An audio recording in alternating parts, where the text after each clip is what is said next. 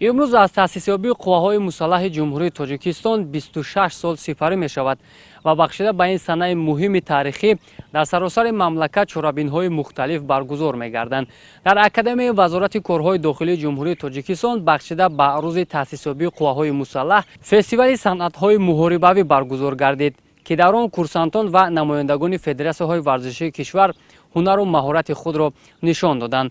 ما تهیه‌گران برنامه تصمیم گرفتیم که جریان برگزاری این فستیوال را منظور شما کنیم.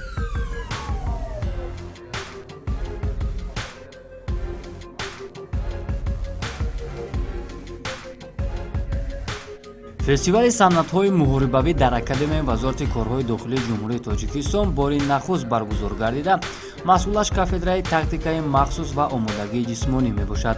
در این همایش ورزشی که با افتخار 26مین سالگرد قواهای مسلح جمهوری تاجیکستان راه اندازی شد، از 8 فدراسیون ورزشی کشور ورزشگران و مربیان دعوت شدند. در مراسم افتتاح سردار اکادمی وزارت کارهای داخلی و راهبران فدراسیون ورزشی سخنرانی نموده همگان را به عید ارتش ملی شادباش گفتند. گفته شد که قواهای مسلح جمهوری تاجیکستان سپر با اعتماد دولت بوده این مرزبوم اجدادی را صادقانه محافظت میکند. از این لحاظ در پایداری صلح و ثبات و وحدت و یگانگی نقش قواهای مسلح جمهوری تاجیکستان به نهایت بزرگ است. قید گردید که گذراندن چنین فستیوال‌های ورزشی مهم و سروقته بوده برای در سطح خوب کسبی آماده شدن کورسانتان نقش موثر می‌بازد، زیرا اصول‌های یک‌حربه‌های شرقی به سمت کاری کارمندان میلیسیا نزدیک بوده. آموختن و از خود کردن آن برای محافظت از سلاح و دیگر لوازمات خطرناک به کار برده می‌شود. امروز همکاری فدراسیون‌های یک‌حربه‌های شرقی با اکادمی وزارت کارهای داخلی در سطح ضروری براه مانده شده جهت عمومی کردن ورزش میان کورسانتان مربیان فعالیت میبرند. فستیوال امروزه نیز هدف و مقصد معین داشت. تشکیل شدن چنین مسابقات در اکادمی وزارت کارهای داخلی مقصد اولش یعنی این بالا برداشتن ملکه ورزشی کورسانتان و دانشجویان اکادمی است. خب دومش یعنی بسیارتر جلب نمودن کورسانتان اکادمی وزارت کارهای داخلی و همچنین کارمندان وزارت کارهای داخلی برای جلب شدن به چنین نمود ورزش. فستیوال بازی ورزشی آیدان محاربه شرقی البته اولین بار است در اکادمی وزارت کارهای داخلی، لیکن باوری دارم که این بار آخر نیست. با این خاطر ما میم بعد همین چیزا رو بیشتر و زیادتر دوام میدیم در اکادمی وزارت کارهای داخلی.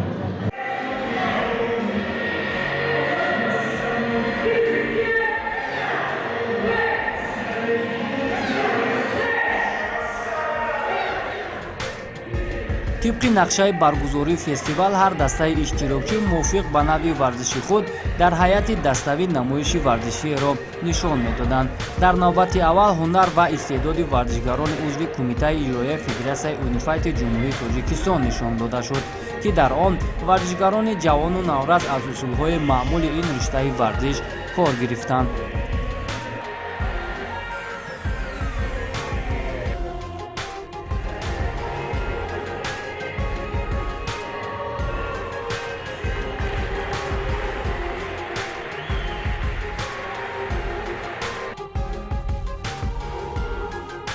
دسته یکچین کورسانتان اکادمی وزارت کارهای داخلی جمهوری تاجیکستان زیر راهبری چمپیون سکرتای جمهوری دورنده کمربند سیاه دنیک از روی ایکیدوی محاربوی سورج فردوس برآمد نموده یک نمایش خوبی را نشان دادند.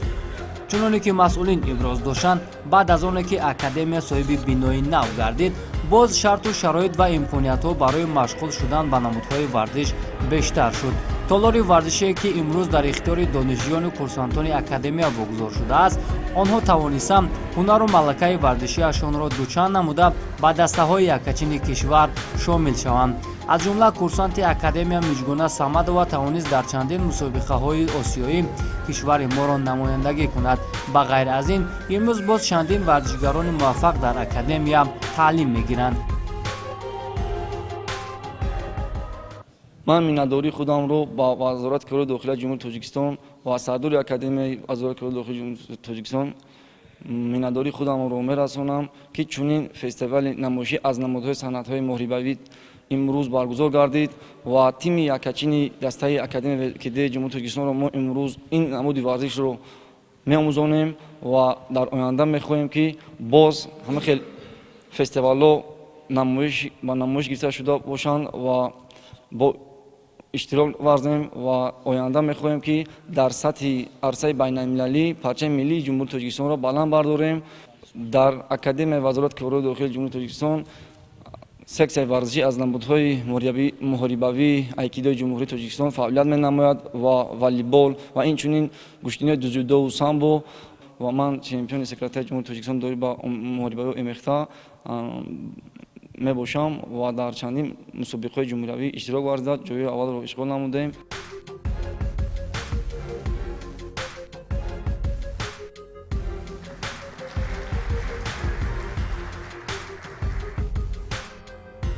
намоиши омода намудаи намояндагони федератсияи ҷудкидо зери роҳбарии мураббии соҳибтаҷриба Собир Мирзоев хеле ҷолибу диданӣ буд. он намоишу усулҳое ки варзишгарони ин ришта нишон доданд пурра ба самти кории мақомоти милитсия тааллуқ дошта, аз худ кардани ин усулҳо барои курсантон бениҳоят муҳим аст, зеро дар ҳолатҳои мубориза бар зидди ҷинояту ҷинояткорӣ онҳо ба кор мераванд. бино ба қавли масъулин дар давлатҳои пешрафтаи дунё дар соҳаи низомиву милитсия аз усулҳои айкидо ва ҷидкудо хеле васеъ истифода мешавад.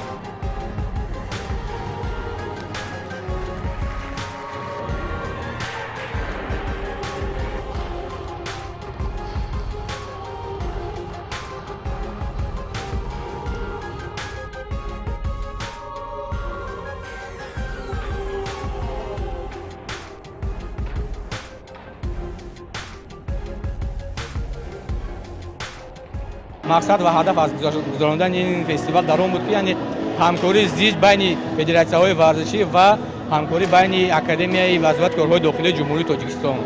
хеле айкидо ҳамин маънияш ки муҳофизат ки ҳаст, яъне муҳофизат аз яроқи оташфишонӣ, аз яроқи яъне бар истилоҳи русӣ мегӯянд халоди оружия, корду шамшерду дигар, яъне барои ҳамин дар ҳамин сохторҳои қидратӣ бисёр мувофиқ мебиёяд.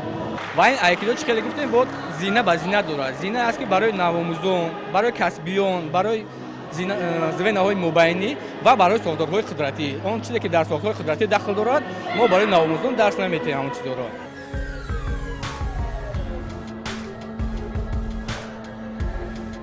бо мақсади ҷисман обутоб ёфтани кормандон инчунин баланд бардоштани маҳорату малакаи хизматчиёни ҳарбӣ дар вазорати корҳои дохилии ҷумҳурии Тоҷикистон шӯрои ҷумҳуриявӣ «Динамо» фаъолият мекунад.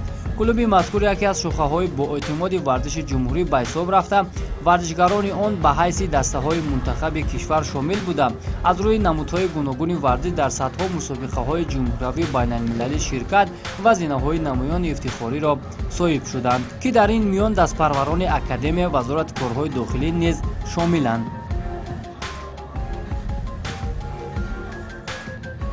ман ба варзиши намуди муҳорибаи омехта машғул мешудам. мо дар солҳои пештара дар академияи кӯҳна чунин шароите ки имрӯз ба мо муҳайё шуда истааст, ин гуна шароитҳоро надоштем. имрӯз барои мо дар худи академия, дар дохили академия толори варзишӣ бо тамоми шароитҳояш имрӯз муҳайё шудааст ки мо метавонем ҳам рӯзона ҳам бегоҳӣ дар ин ҷо тамрин кунем. ва аз ин фурсати муносиб истифода бурда ман аз номи худам ва аз номи тамоми варзишгарони академияи вазорати корҳои дохилии ҷумҳурии Тоҷикистон ва асосгузори сулҳваҳдати миллӣ, пешвои миллат, президенти ҷумҳурии Тоҷикистон муҳтарам Эмомалӣ Раҳмон миннатдории хешро баён мекунам.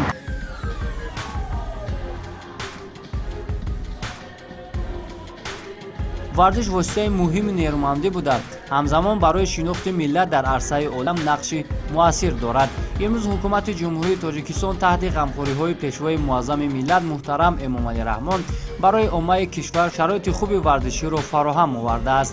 аз ҷумла дар тамоми қисмҳои ҳарбиву сохторҳои қудратӣ толору майдончаҳои варзишӣ бунёд ёфтаанд, ки ин омил метавонад дар чусту чолок ва нерӯманд гардидани кормандон нақши калидӣ бозад.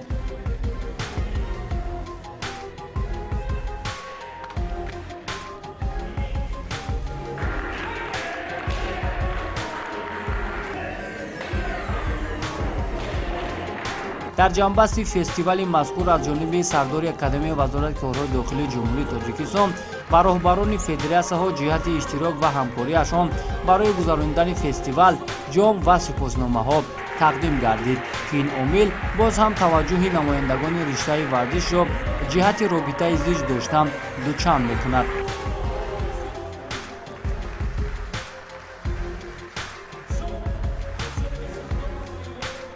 خیلی که شما شاهد هستید امروز دیدید ورزشکاران بسیار هم در سطح عالی برآمد کردند. ورزش به ساحه ملی هر دو برابرند.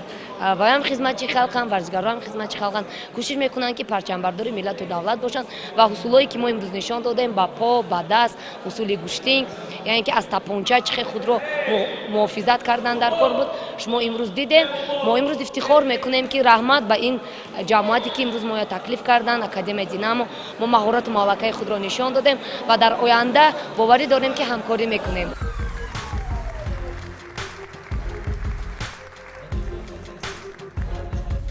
бо гирифтани як акси хотиравӣ фестивали санъатҳои муҳорибавӣ дар академияи вазорати корҳои дохилии ҷумҳурии тоҷикистон ба кори худ анҷом бахшид.